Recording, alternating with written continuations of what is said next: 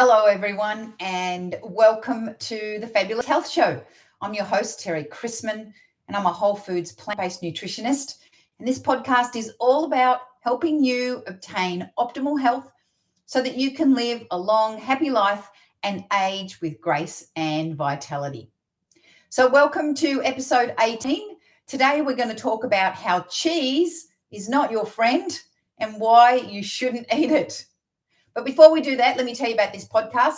I go live every single day at 10 a.m. US Central Time in October 2021.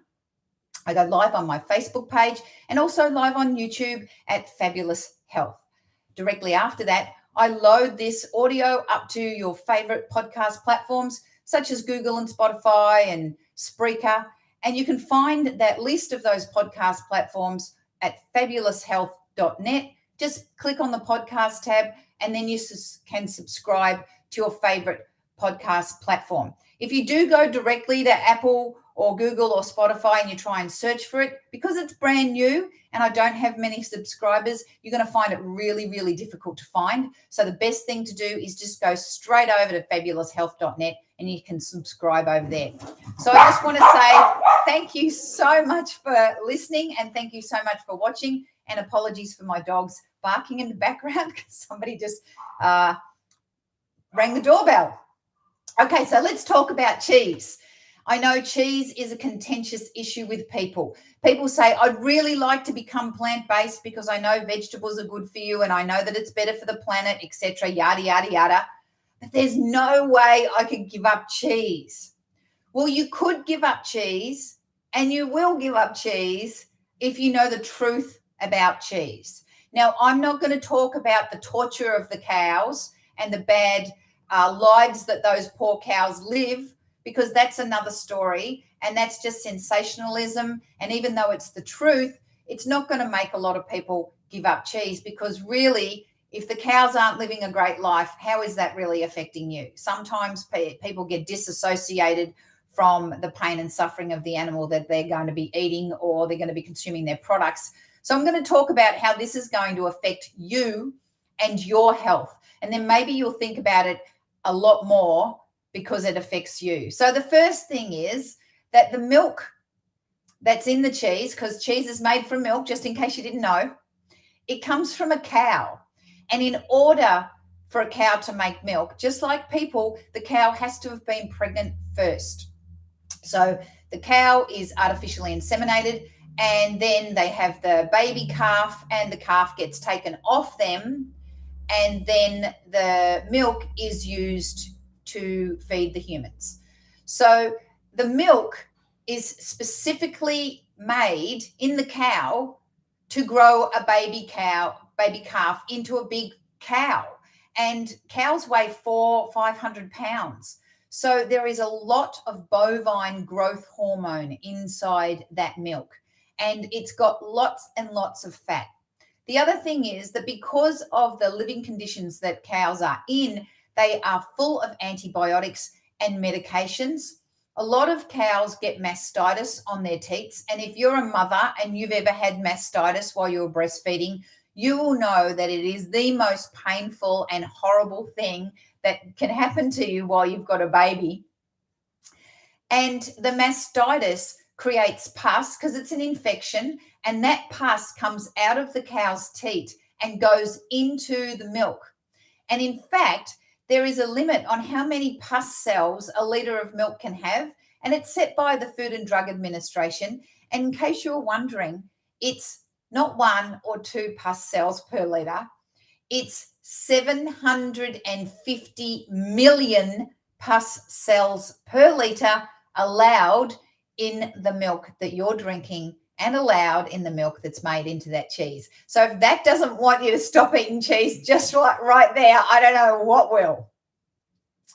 The other thing is that cheese is a concentrated form of milk. So for cheese, what they do is they get the milk and then they add some enzymes to it and some bacteria to it. They swirl it around for a while until it turns into curds and whey. They whip the whey off and then they leave the curds and then they dehydrate that cheese until it gets to whatever firm consistency, depending on whether it's a soft cheese or a hard cheese. So everything that was in the milk in the first place, so your antibiotics, your medications, any of the pesticides that was inside the milk from was eating, all those nasties, those chemicals that you do not want in your body, they're all highly concentrated now in that cheese. And so is the fat. So milk's full of fat, but cheese is full of more fat because all the water's been removed. So cheese is about 70% fat and mostly saturated fat. So saturated fat is the fat that goes on the inside of your blood vessels and causes things like Alzheimer's, heart disease, heart attack, and stroke. The other thing is that in the first instance, so okay, heart disease, Alzheimer's, and stroke, they take a long time to become apparent in your human body because it's the continuous eating of the cheese over time that clogs up your arteries. And I know that if you've never eaten cheese in your life and you have a cheese sandwich, you're not all of a sudden going to die of a stroke. I understand that. But on the daily, the fat in the cheese doesn't need to be converted like carbohydrates do to go straight to your butt. So, for example, if you overeat sugar, for example, that sugar needs to undergo a conversion process inside your body to turn that sugar into fat, and that takes a lot of energy. So you actually burn calories turning that sugar into fat. Your body doesn't like turning carbohydrates into fat. That is why low carbohydrate diets, well, that's one of the reasons why low carbohydrate diets are not as cracked up as people think they are. But that's another podcast. We'll talk about low carbohydrate diets in the future. But with fat, you don't need to convert it at all. The body takes the fat in and then just shoves it on your butt, shoves it on your stomach, shoves it on your bat wings, shoves it under your chin, shoves it wherever it wants to. And in fact, if you were to take a fat biopsy of a person and then put it under the microscope, you could actually see what kind of fat that person ate. So if you ate cheese, you would see cow fat in your fat. If you ate pork, you would see pork fat inside your body. It doesn't even get converted. It's right there. So that's another reason not to be eating the high fat cheese. The other thing is that cheese is really high in salt. The manufacturing process of cheese requires a lot of salt in the process, and it also gives cheese flavor. And about 2 ounces of cheese has about 800 milligrams of sodium, and that is more than potato chips. So the dangers of sodium include high blood pressure, and high blood pressure can, of course, lead to all these other things such as heart disease and stroke. The fat in the cheese is full of cholesterol, the bad cholesterol, the LDL cholesterol. It makes your blood thicker so that it doesn't oxygenate your muscles. And then when your muscles don't get oxygenated properly, then you feel sluggish and then you can't get on with your day. So if you ditch the dairy cheese, you're going to have more energy. So who doesn't want that? The other thing about cheese is that it causes inflammation. It is related to rheumatoid arthritis. It can cause skin conditions such as acne, and it is at the root cause of some asthma and ear infections. Now, I'm not just making this stuff up, people. You can see the science on this. Just go to Google Scholar and Google the dangers of cheese. You can also go to a fantastic website called the PCRM.org. It stands for the Physicians Committee for Responsible Medicine, and they do some amazing scientific peer-reviewed research there, and you can see this research for yourself. You can also buy a book. The book is called The Cheese Trap, and it was written by Dr. Neil Barnard, and he is part of the Physicians Committee for Responsible Medicine, and he lists all his references in the back of the book. So we all know that a high-fat diet as well as a high-sugar diet can cause diabetes. So what happens is the fat gets into the cells, like your muscle cells, and it stops the sugar from getting into the cells, and that is at the start of insulin resistance and diabetes. The other thing is that cheese is addictive. It's addictive for two reasons. The first reason is that it has the sugar, the sugar, it doesn't have sugar. It has the fat and the salt together. And the fat and the salt, remember I talked about the bliss point when you have the sugar, the fat, and the salt together, sets off a chemical reaction in the brain and sets off the dopamine response. Well, so does fat and salt together. So you get that pleasure hormone in your body, which makes you want it more. In addition to this, cheese contains casomorphins, and they come from the casein protein that's in the milk. And these casomorphins are released after the cheese digests in your gut. And these are opiates that attach to the same receptors as morphine attaches to in your brain. So again, you get that dopey response. Now, look, I'm not telling you that cheese is as addictive as morphine. It's about 1/10 as addictive as morphine. But let me tell you, that's addictive enough for me. I don't want to be zoned out on cheese. No thanks. Plus, just like taking any kind of opiate, these casomorphines, they shut down the intestinal tract and they make you constipated. Have you ever had a whole ton of cheese and then felt really sluggish and disgusting and then you couldn't go to the toilet for 2 days? It's because of these casomorphins. Okay, have I said enough? No, there's more, but wait, there's always more. Cheese is full of hormones. Now, when the cows are lactating for their little baby calves, they make a hormone called estradiol, which is the cow estrogen hormone.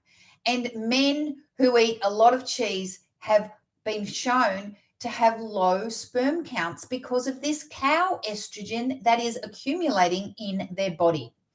Prostate cancer is 60% more common amongst cheese eaters than it is amongst vegan people who don't eat cheese.